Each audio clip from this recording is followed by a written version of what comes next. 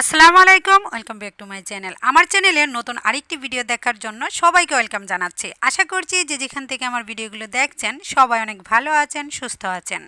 আমি আলহামদুলিল্লাহ আপনাদের সকলের দোয়া এবং আল্লাহর রহমতে অনেক অনেক ভালো আছি। আজকে পানির একটি বোতল পরিষ্কার করে দেখাবো। এটা অনেক বড় জারিকেন একটা। অনেকে এটাকে জারিকেন বলে, অনেকে এটাকে পানির বোতল বলে, পট বলে, যে যেটা বলুক না কেন। দেখুন, আয়রনের পানি যখন রাখা হয় তখন কিন্তু অনেকটাই কালচে ভাব চলে আসে। দেখুন, আমি একটু জারিকেনটা দেখানোর চেষ্টা করছি ভিতরে কতটা ময়লা অবস্থায় আছে। এটাকে আমি 80% পরিষ্কার করে দেখাবো। আমি বলবো না এটাকে আমি 100% পরিষ্কার করতে পারবো, যেহেতু ভিতরে হাত ঢুকানো যাবে না, সেজন্য সম্পূর্ণভাবে আমি পরিষ্কার করতে পারবো না। তবে কালচে ভাব থাকবে না, অনেকটাই আমি পরিষ্কার করে দেখাতে পারবো। ভিতর অংশটা আমি দেখানোর চেষ্টা করছি, অনেকটাই নোংরা অবস্থায় আছে, একেবারে কালো ময়লা দাগ হয়ে আছে। এই কালো ময়লা দাগটাকে খুব সহজে আমি পরিষ্কার করে দেখাবো। আশা করছি আজকে ভিডিওটি দেখার পর আপনারা খুব সহজেই পানির এরকম জারিকেন পরিষ্কার করে নিতে পারবেন। ভিতর অংশে কতটা ময়লা লক্ষ্য করলে বোঝা যায়, পরিষ্কার পর কতটা আমি পরিষ্কার করতে পারবো সেটাও একটু লক্ষ্য করে দেখবেন। সর্বপ্রথম যেটা লাগছে সেটা হচ্ছে হোয়াইট ভিনেগার। এরকম ভিনেগার কিন্তু বাসায়ও তৈরি করে নেওয়া যায়। কিভাবে তৈরি করতে হয় সেই ভিডিওগুলো আমার চ্যানেলে আছে, চাইলে দেখে নিতে পারেন। এইখানে আমি 4 এরকম ডিপা দিয়ে হোয়াইট ভিনেগারের যে মুখ সেইটা দিয়ে আমি 4 ডিপা দিয়ে দিচ্ছি। জারিকেনটা যেহেতু অনেকটা বড়, সেই জন্য আমার এখানে 4 কৌটো প্রয়োজন। আর যদি জারিকেন বা বোতল হতো ছোট, সেক্ষেত্রে 2 ডিপা দিলে হয়ে যেত। আমি এখানে হোয়াইট ভিনেগার দিয়ে দিচ্ছি 4 কৌটোর মতো। এখন এটাকে একটু নাড়িয়ে আমি একটু ভিজিয়ে রাখার চেষ্টা করব। আর হোয়াইট ভিনেগারটা কিন্তু অনেকটাই টক জাতীয় হয়, যারা আমরা ব্যবহার করে থাকি তারা কিন্তু অবশ্যই জানে। আর ক্লিনিং কাজের ক্ষেত্রে হোয়াইট ভিনেগারটা অত্যন্ত কার্যকরী ভূমিকা পালন করে থাকে। সেই ক্ষেত্রে লাগছে এরকম খাতা, আপনি পেপারও নিতে পারেন। আমি এরকম পেজ খাতা যেগুলি সেগুলি নিয়ে নিচ্ছি। বোতলটা যেহেতু অনেকটা বড়, সেজন্য আমার 6 থেকে 7টি পাতার প্রয়োজন হবে। কাঁচের সাহায্যে ভালোভাবে ছোট ছোট করে কেটে নিচ্ছি।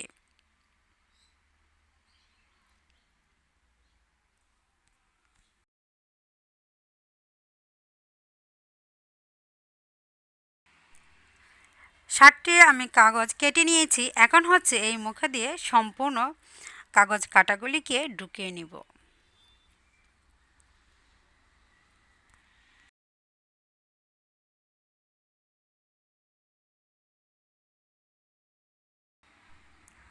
সম্পূর্ণ কাগজের টুকরাগুলি দিয়ে দেওয়ার পর এখানে আমি হাফ লিটার পরিমাণ পানি দিয়ে নিচ্ছি। পানি দেওয়ার কারণে এটা অনেকটা লুলে থাকবে আর ময়লাটাকে উঠানোর জন্য অনেক সাহায্য করবে।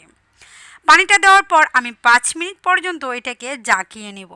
এটা আমি বলবো না যে 10 মিনিটই পরিষ্কার করে নিতে পারবেন। এইটার পিছনে নিশ্চয়ই আপনাকে 30 থেকে 40 মিনিট সময় দিলে ভালোভাবে পরিষ্কার করে নিতে পারবেন।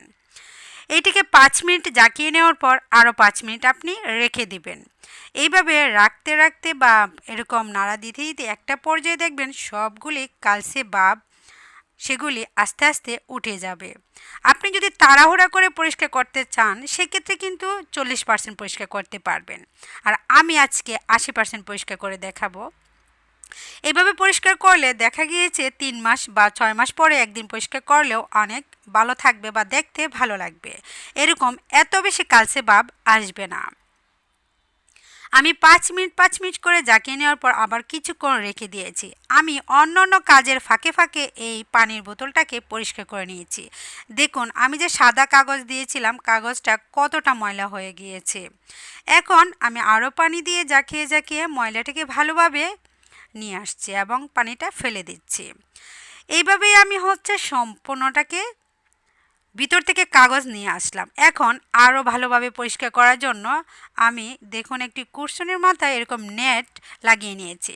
তো এটা বেশি একটা লম্বা না, তো যতটুক ঢুকছে ততটুকু আমি ভিতরের যে দেখুন কালো কালো দাগ আছে সেগুলি উঠিয়ে নেওয়ার চেষ্টা করছি। যতটুক পর্যন্ত আমার হাত একটু স্পর্শ করতে পারি বা এরকম কাঠির সাহায্যে স্পর্শ করতে পারি ততটুকুই আমি পরিষ্কার করে নিতে পারবো। তো কুশনের সাহায্যে ভালোভাবে আমি ভিতরে ঢুকাতে পারছি না, সেজন্য আমি একটি লম্বা কাঠি নিয়ে নিচ্ছি। লম্বা কাঠির মাথায় এরকম নেটটা ভালোভাবে পেঁচিয়ে নিয়ে ভিতর অংশে পরিষ্কার করে নিচ্ছি। ভিতর অংশের যতটুক পরিমাণ আমার হাতে নাড়াচাড়ায় যতটুক পরিমাণ যায় ততটুক পরিমাণে কিন্তু আমি পরিষ্কার করে নিতে পারছি। দেখুন প্রথম অবস্থায় কেমন ছিল আর পরিষ্কার করার পর কতটা সাদা দেখাচ্ছে। আপনারা ভালোভাবে লক্ষ্য করলে বুঝতে পারবেন প্রথম অবস্থা আর এখনের অবস্থা। এইটাকে হালকা কুসুম গরম পানি দিয়ে ভিতর অংশটা আমি ধুয়ে পরিষ্কার করে নেব। এখানে হুইল পাউডার অথবা ভিম লিকুইড দেওয়ার কোনো প্রয়োজন নেই। আপনি যখন দিবেন তখন দেখবেন পানিটা কয়েকদিন পর্যন্ত অনেকটা গন্ধ থাকবে, তাই গরম পানি দেওয়ার চেষ্টা করবেন। দেখুন ভিতর অংশ ফাইনালভাবে পরিষ্কার করে নিয়েছি। এখন হচ্ছে উপরের অংশটা একটু পরিষ্কার করলে আরও সাদা দেখাবে। উপরেও কিছুটা কালচে ভাব আছে। এখন ভিম লিকুইড দিয়ে একটি মাজনির সাহায্যে ভালোভাবে একটু ভিজিয়ে নিয়ে উপর অংশটাও ঘষে পরিষ্কার করে দেখাচ্ছি।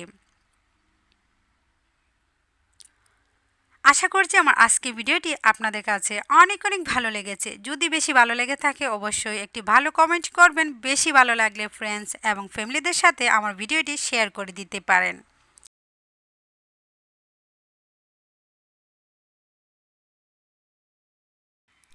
সম্পূর্ণ পানির বোতল আমি পরিষ্কার করে নিয়েছি। এটা হচ্ছে একেবারে ফাইনাল। দেখুন কতটা ময়লা ছিল, কতটা পরিষ্কার করে নিয়েছি। আজকের মতো এই ভিডিওটা এখানেই শেষ করে দিচ্ছি। সবাই ভালো থাকবেন, সুস্থ থাকবেন, সবাই সবার জন্য দোয়া করবেন। আর আমার নতুন নতুন রেসিপি অথবা টিপস ভিডিও পেতে আমার চ্যানেলটাকে সাবস্ক্রাইব করে অল বাটনে ক্লিক করে রাখবেন। তাহলে সবার আগে নোটিফিকেশন আপনার কাছে চলে যাবে। আমার ভিডিওটি যখন ইচ্ছা তখনই আপনি দেখে নিতে পারবেন। আজকের মতো বিদায়, আল্লাহ হাফেজ।